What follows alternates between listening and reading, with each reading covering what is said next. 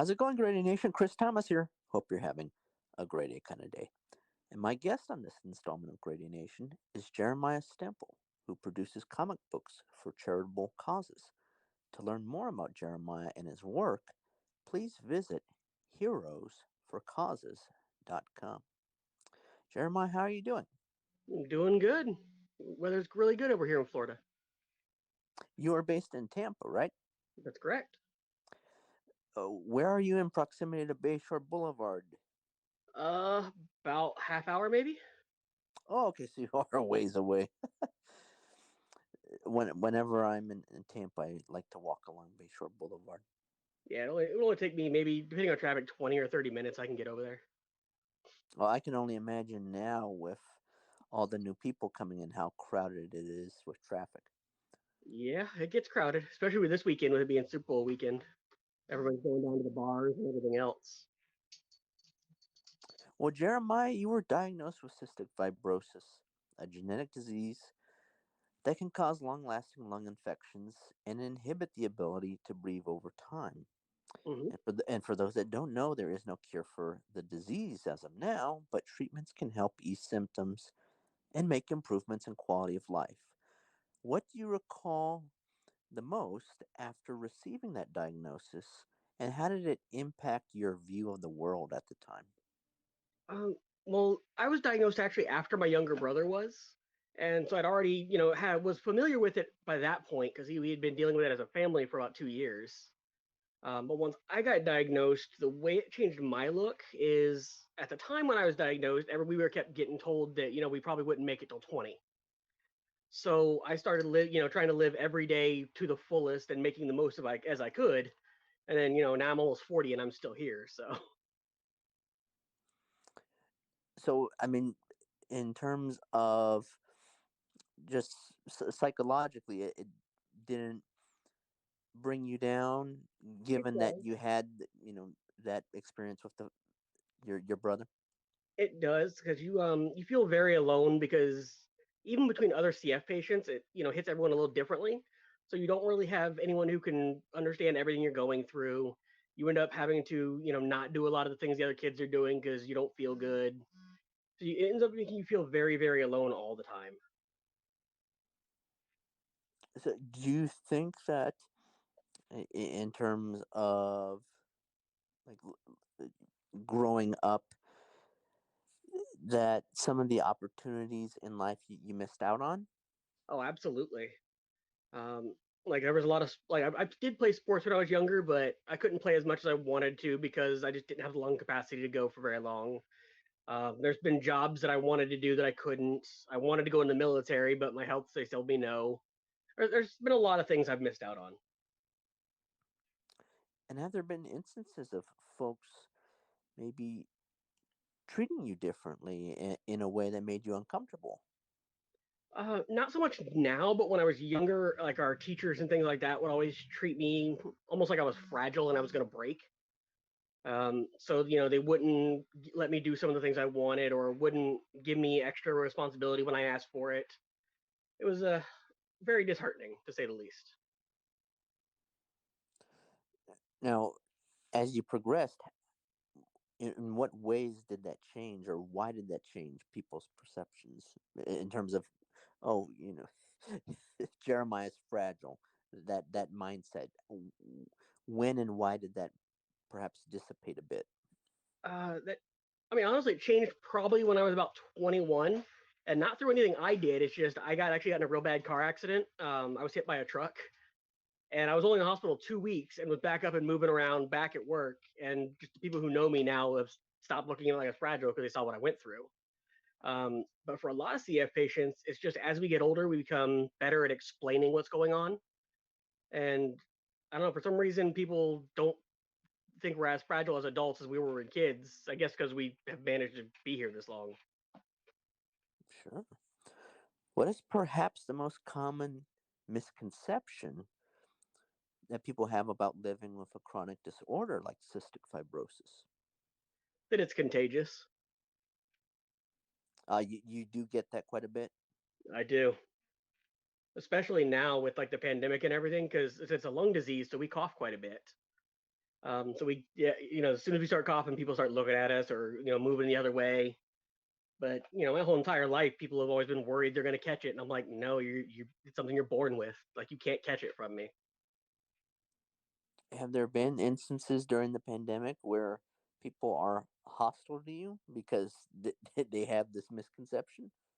Not me, but mainly because I just didn't leave the house a whole lot for the first year and a half of the pandemic.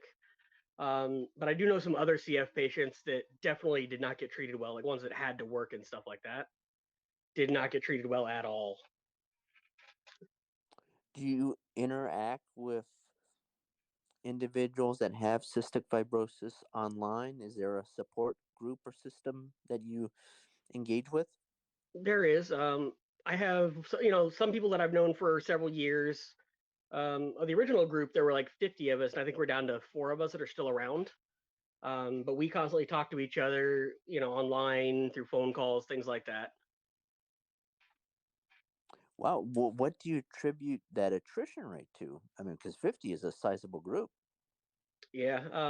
As we've gotten older, some of us had more mild cases than others. Like I said, it hits everyone a little differently. Um, and I mean, my case is just more mild than most, so I've gotten lucky. Is really all I can say. So that core of four that is left, and that's a nice word play. I'm giving myself credit. That core of four, do you interact in person? I mean, I know it's difficult with the pandemic, but I mean, have My you seen my each other brother face to I do. face? Just my brother, and even then, we tend to stay on the opposite side of room from each other because with CF there's this whole 6 foot rule. We're really not supposed to be within 6 foot of another patient if we can avoid it, because there are different bacterias that only we can catch from each other. And while like he may have one that's harmless to him, but he could pass it to me, and my mutation is just slightly different than his, it could be fatal for me. Um, so while I do associate with other CF patients, it's never very closely. It's always on like opposite sides of rooms or with screens or something between us. What are words of advice for people that may have just been diagnosed with a chronic condition that feel discouraged about pressing forward with day to day life? The biggest piece of advice I can give was actually one of my nurses gave me when I was younger. And what she told me is find people online that are also have chronic illness, especially something similar to yours, that are doing amazing things in their life, so that you can see that you can still do the things you want to do. It just may be a little harder on you than for other people. But she told me to not dwell on the negative stuff, like find people with it who are doing amazing things. And how have you personally applied those words? Um, Personally, there's one specific CF patient who I've been following for years, and he's actually one of the reasons I started doing the comic book. His name is Ben Mudge. He's actually a personal trainer in Ireland. Um, Honestly, he looks exactly like Thor from the movies. Oh, wow. Like he's a big muscular guy, looks exactly like Thor. And every year he actually does a standing paddle boat trip from the Bahamas to Florida. It's like a 14-hour straight trip on a standing paddle boat. And I mean, he's a little younger than me, but I've always looked at it like if someone, with my same illness can do something that amazing, certainly I can do, the things with my goals, which are way less demanding than that. Now, when did you get the idea to work with friends in developing a comic book company to give people and charities for people with certain health circumstances, superheroes to identify with? It was about 2 years ago. Originally, because I do cosplay, and originally it just started as a character I was going to wear and hand out information about CF. And when I started looking for an artist to help me, draw it up, one of the guys in the comic book group that I, posted in, his two cousins died of CF, and him and my partner Joseph thought it would be a good like they were on board for doing the character, but they were like, why don't we do an entire comic book so we can actually visually teach more about it? And so we went that route, and we managed to find Colton Underwood's Legacy Foundation, and they partnered with us on the CF one, and it just ended up doing so well that we were wanted to keep going. and now we're working on our third book. The cosplay aspect intrigued me. Which characters have you dressed up as over I over mainly the? get I mainly dress up as currently as the our CF hero Pathway, but I've also helped my daughter with her fursuit. I've dressed up as several Mortal Kombat characters. I went as Captain America and Green Lantern a couple of times. Cool. Outside of the comic books you develop with Heroes for Causes, what are some of your favorite comic book characters, and what is it about those characters that you find most appealing? My absolute favorite is actually Green Lantern, and mainly his whole thing is willpower. Like he's just you know so willful and too stubborn not to do the things he wants to do, which is kind of how I live my life. I'm just stubborn.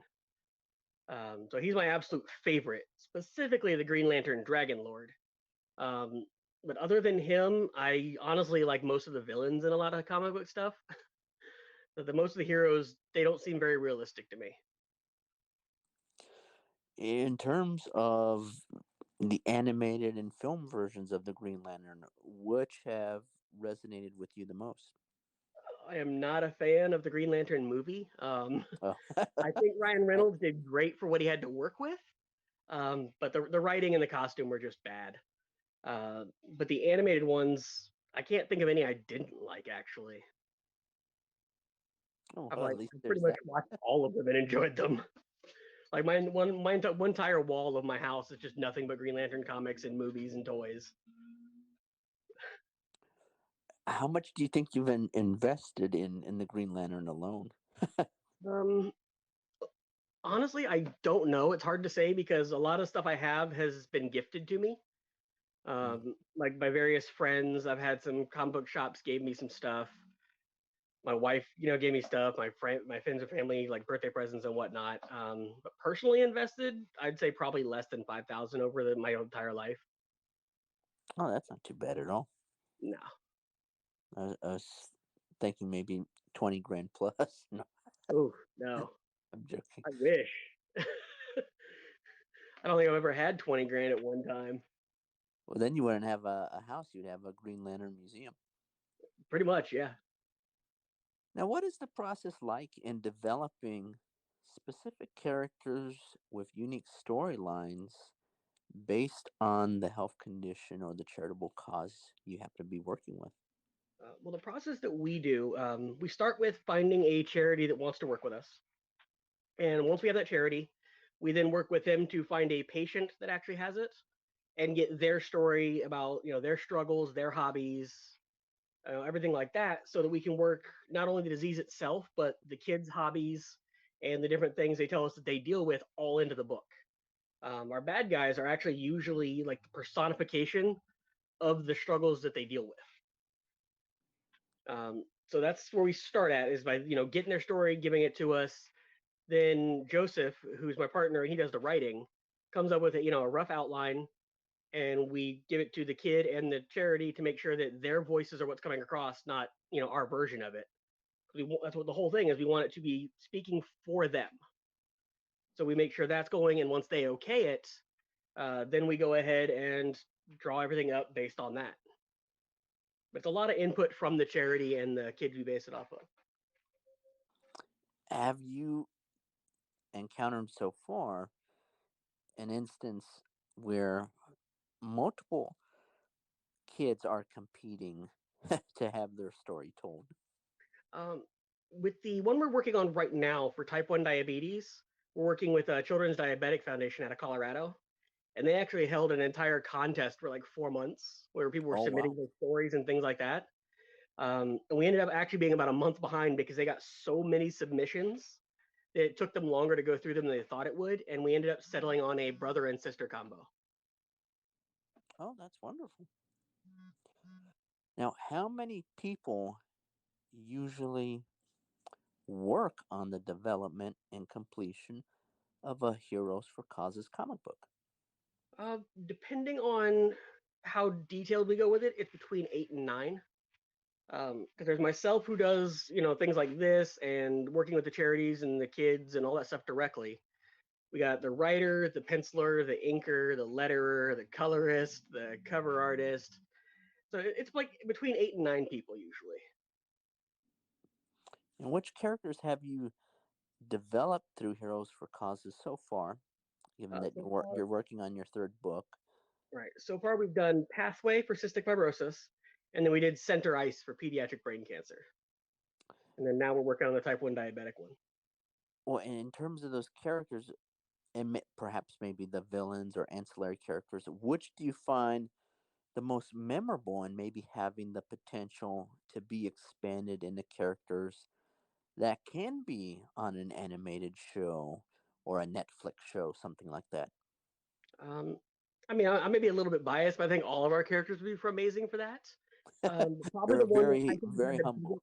the one I think has had the biggest impact overall so far would be Center Ice, the pediatric brain cancer hero, because that one we actually had American Cancer Society, Tampa Bay Lightning, McDonald's, and a few others were actually involved, and they made sure the word got spread fairly wide. And we got a lot of great feedback about that book. I mean, not to pry too much, but for Center Ice, how many orders of the book were there? We printed 10,000. 8,000 of those went to retail stores around the country for American Cancer Society. So I don't know how many actually got sold. I do know that they told me they were going fairly quickly though. Out of the 2,000 that we had, or sorry, the 4,000 that we had, we're down to about 1,000 left. Wow, so it really is catching on. Yeah, and that book's only been out about 6 months. In terms of the strategy, how do you maintain creative consistency and avoid having the comics feel like they're incorporating overlapping themes or characters? In other words, how do you intend to keep things fresh? I mean, mainly the way we're approaching that is we try not to be too similar to any character that currently exists, but there are no original ideas anymore. So anything you make is going to resemble something else. So really the only way we can do it is our approach to it is actually really unique, where we work all this stuff into the bad guys, and if you've got the illness the book's talking about, you immediately start recognizing things we're talking about, even without us having to point them out. Like with Pathway, the bad guy, his name is the Gasp, and he is very Green Goblin esque. He attacks with a lot of smoke bombs and things like that because it's a respiratory disease. However, when you look at him, his entire torso piece is made out of tobacco leaves. His bomb case is a cigarette box, and these are all just little details we work in so that it feels unique, even if it does resemble something people have seen before. Have you received any messages or comments from patients, family of patients, or the charitable cause itself discussing how the comics have had a positive impact on them?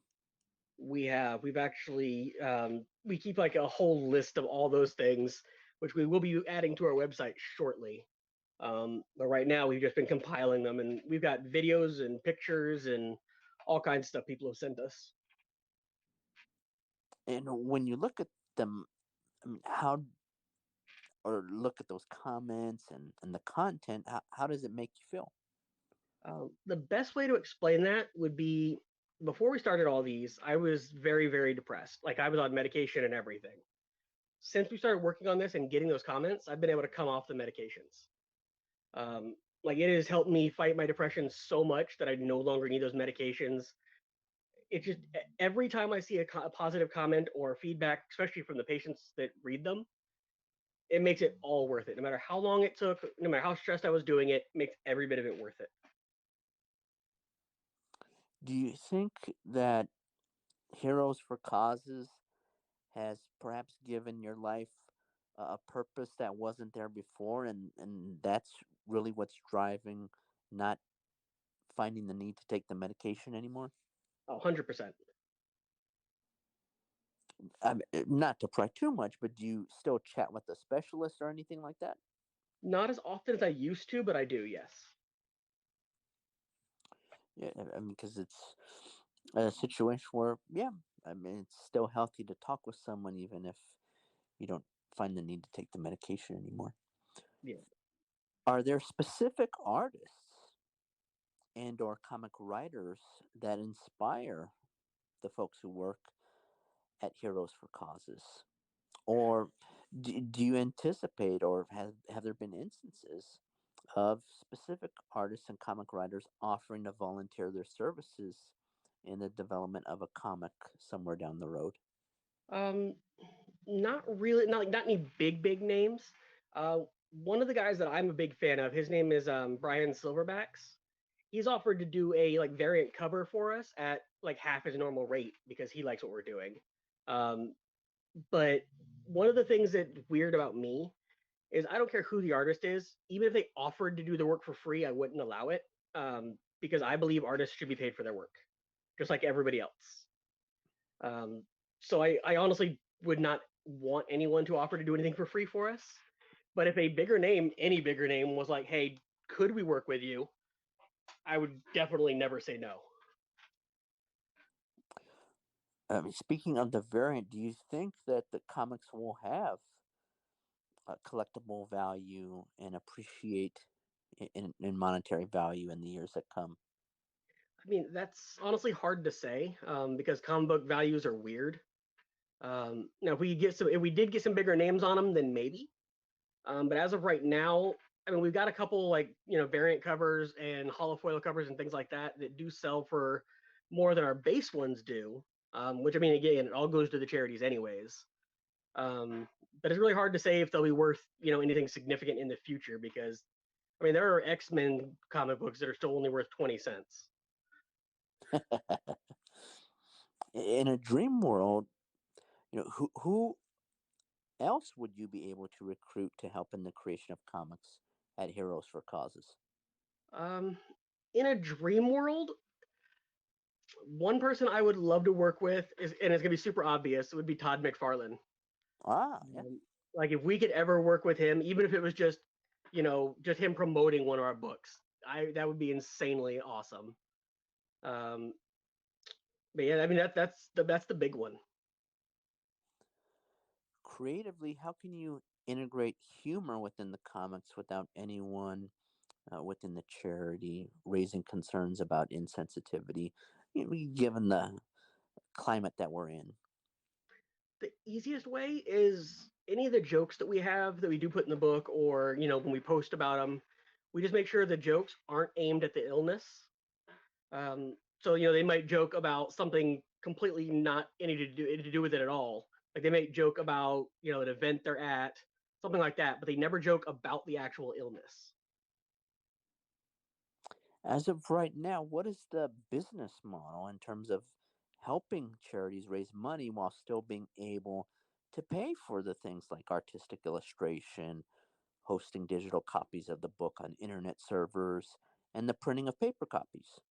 Well, currently the way our business model works is the charity we work with, we do ask them to foot the bill for production, and if we really want to work with them and like they're gung ho about it, but let's say they only have about 60% of that, we will actually work with them to help fundraise or crowdsource the rest. Because since we don't keep anything, we give them every dime that's raised from the comics. Period. Like we don't even outside of our artists being paid, we don't like the core four of us don't take anything. Um, and the artists, we try to keep the same ones every time, but they may be busy when we start a new book or something like that, so we got to hire someone new. But myself, Joseph, Donovan, who's the penciler, and then Jake, our colorist, the four of us don't take a dime. So you're doing this for purely altruistic reasons, but I mean, don't you feel? I mean, you said before a few moments ago, everyone should be compensated for their work, and you're putting a lot of work into this, and you're not taking a cent. So, uh, how do you reconcile that? If if we were able to set it up where we ourselves were a 501c3 and we're pulling in enough that we could actually have a salary and do this full time instead of working on other jobs too. Because if we were able to do it full time, we'd be able to put out more books, more copies, reach more people. So that there's a lot more work we could put into it. And that would be the dream world, but it's not our goal. Our goal is not to make money. So I mean, said if it was ever possible where we could still raise an insane amount of money for charities and make a salary off of it, we would do it. But that's just not the goal. Well, how do you balance your responsibility to make a living and survive for your family, for your sake and the sake of your family, Uh, with the commitments for Heroes for Causes? well, me myself, I'm actually on disability, so I don't really have any work commitments. My disability check, it goes to helping pay the bills and everything like that. Um, and then the other three guys all have day jobs. So they do their part with the writing, and Joseph helps organize the artists. Donovan does the artwork, and then Jake does the coloring. But I pretty much try to take as much of the rest of the load off of them as I can, since I don't have work commitments. So, I mean, how many hats are you wearing at Heroes for Causes? Like, if someone sends an email, are you the one responding? How If they, extensive is your work for the yeah, if team? pretty much if they message us, 9 times out of 10 it's me responding, unless Joseph sees it first. If they send an email, it'll almost always be me responding. I mail out the books when we need to. Listen, pretty much, I do a lot of it. If it involves working with other people, it's probably me doing it. But like I said, the other guys do the art, and I have no artistic ability, so I mean, it's only fair that I do all the non-art stuff.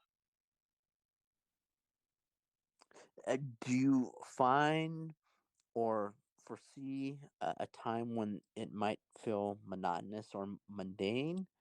Or is it the fact that, you know, that there's going to be a whole group of kids with smiles on their faces reading your comic that keeps you going? Um, the way I like to tell people is that the emotional payoff is what keeps me going. So seeing those smiles and knowing that how much good we're putting into the world with what we're doing makes every bit of it worth it. And honestly, it doesn't even feel monotonous or stressful that much to me. And just so people are aware, what are the costs involved in the development and production of, say, a 20 to 30 page comic book? Well, I mean, obviously it varies, with every company depending on who their artists are and things like that. For us, it before printing, it runs between $5,000 and $6,000, and then printing costs really just depend. That varies depending on how many copies we're making. That would be for paper copies. How about hosting? Hosting, we don't. I mean, there's really no cost for that. What we do is we just have PDFs that if people want them, we just send it to them, Uh, rather than hosting them somewhere else separately. Because I mean, that again, that's another layer of a cost that we're trying to avoid. But we just we'll hand out PDFs to anybody who wants them. and what are the rules or factors that determine which charitable groups you will work with? I was thinking about it because, I mean, let's say, uh, you know the story of the Canadian truckers protesting I do. the mandates. I mean, let's say someone from there said, "Well, would you be willing to work with us for fundraising purposes?" I mean, is that something you would feel comfortable doing? What are the standards in which you determine, okay, these are the charitable groups we're willing to work with, these are the charitable groups we're not willing to work with? Um, I mean, I try to stay out of politics as much as possible. But as far as our who we will work with, we as a company are very pro medicine, pro science, and pro inclusion. So if somebody who wants to work with us has a problem with any one of those three things, we just politely decline. Was it something in terms of the determination that was discussed as a group, or is it really your personal preference? It's both. Like those are my personal preferences, but the everybody else has those same preferences on the team. Um, so I mean, because we do everything as a team, like none of us makes straight up decisions for anybody else. Um, but so because of the way we're approaching it, with it being about the causes themselves, and these kids are on medicines and everything else. Last thing we want is to represent a group that, well, I mean, I don't know how much you pay attention to other things, but like, let's say autism. One group that we would avoid would be Autism Speaks, because rather than being, about helping the kids and bettering their lives, they're all about trying to cure these kids like there's something broken with them, and there's not. So like them, we would politely decline. But just it's things like that. We're very much we want to show kids, the world how strong these kids are, not try to take away from what they've had to go through. So the team is on the same wavelength in that respect. Have there been instances of creative differences in developing the actual comics themselves? I mean, here and there, because we do bounce each other ideas off each other. And like a couple of times we've had to go back and forth on like names where somebody will throw out a name of a character and we're like, no, we don't like that. Or a design and or a power, and we were like, no, that's way too close to this guy. So like there's been no arguments, but we have had to, veto a couple ideas and go back to the drawing board a couple of times. What is on the roadmap for Heroes for Causes in the next few years? I mean, am I going to see a center ice lunchbox when I I walk mean, into the Target or Walmart sometime soon? I don't know about Target or Walmart, but we do have some merch on our websites. Like we have T-shirts and blankets and things like that.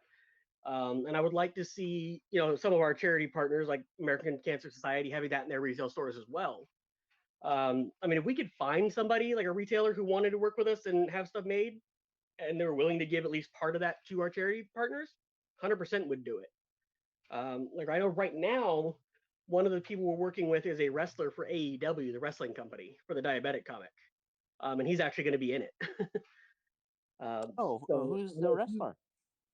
he hasn't. He's debuting on AEW Dark in the next couple of weeks, so I'm not allowed to say his name until he debuts, because part of our Ah, contract.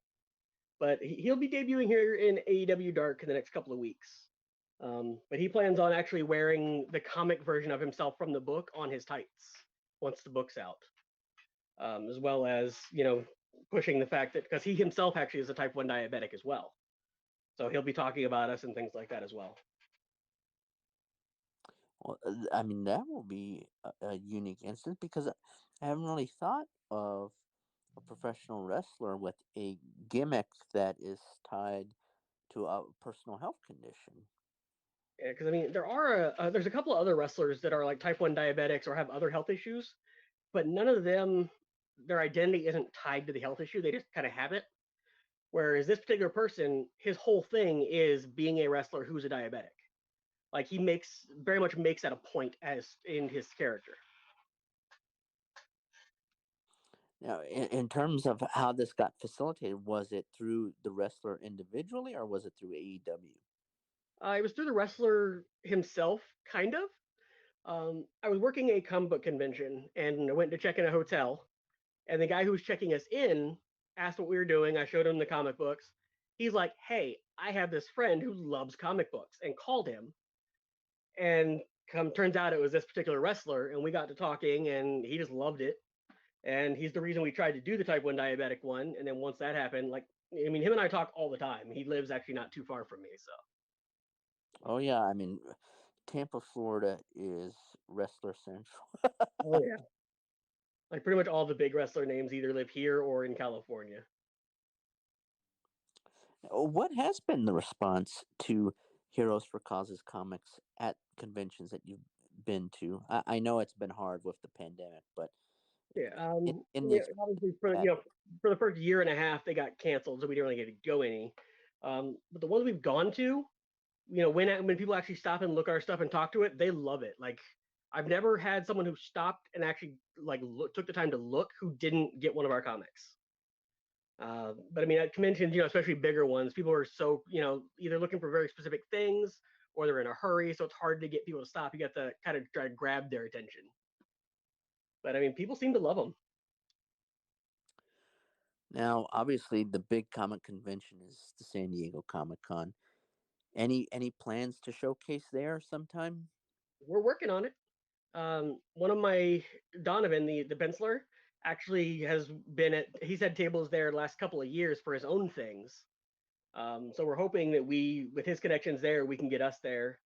We were supposed to do Wizard World Chicago a few months ago, which is another huge one. Unfortunately, I got injured and was unable to go, so we had to cancel. Oh, what Um, happened? I broke some bones in my back. Ah, Unfortunately, there was no way I was going to be able to do a plane flight and a 3 day convention with that. oh yeah, that would be excruciating. Yeah, but I mean, we did get to do MegaCon in Orlando this year, so that was cool. Have you encountered any celebrities that might be willing to endorse the comic or work with you on a comic at Um, these conventions? I've gotten a few celebrities who asked for copies of them, um, and so of course we gave it to them, but none that have voiced an opinion of being willing to promote us or anything like that. And unfortunately, even the ones who asked for copies then didn't post anything about it because I paid attention. Um, but I mean, yeah, that's honestly one of the goals. Like we're constantly tagging different celebrities in our work and things about us to try to get even just one or two's attention. That if we can get one really really big name to even just talk about us, it can do a lot of good. Oh yeah, in terms of getting the word out. I, Yeah. I can't I can't believe George Takei would do that. You're very classy. You don't want to name names, but I am intrigued as to Uh, which I've not celebrity. met George Takei. I wish like he's one I would love to. But like some of the people that we've given comics to are Adam Savage, Dave Coulier, Bob Saget, John Barrowman, uh, Kevin Smith. Um, I mean, there's a few others too, but like they've all got copies of our comic books. Well, I would make a Bob Saget karma joke right now, but I'll be on the classy side. No, they were all great people. Like I said, they how it is with especially with people like that. They get so busy that it could be that that they liked the comic, liked what we were doing, and then just got so busy they totally slipped their mind after that. So I mean, I hold no ill will towards any of them. So, in terms of your social media presence, I'm assuming since you're driving a lot of this, that you are doing a lot of the outreach. Mhm. Which platforms are you on? We run not only my page, like I run a pathway page as well as a Heroes for Causes page on Facebook, on Twitter, on Instagram, on TikTok. Um, yeah, I think just those four. Oh wow, that's interesting with TikTok because of the video component, and it Mhm. does skew in terms of the user base, It does. younger people.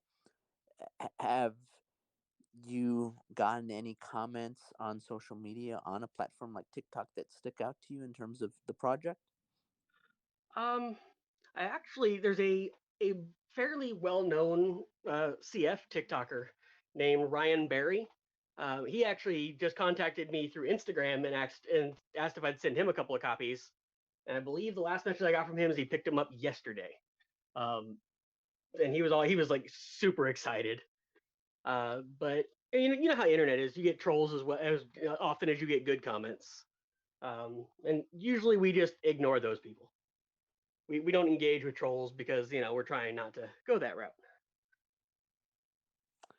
Well, Jeremiah, I appreciate it so much. Is there anything you would like to say to folks about heroesforcauses.com before we wrap things up?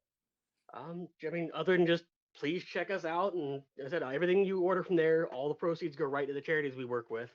So you can get some awesome comic books and merchandise, and it all goes to a good cause. So Well, alrighty, Grady Nation, there you have it. Jeremiah Stemple, the pride of Tampa, Florida.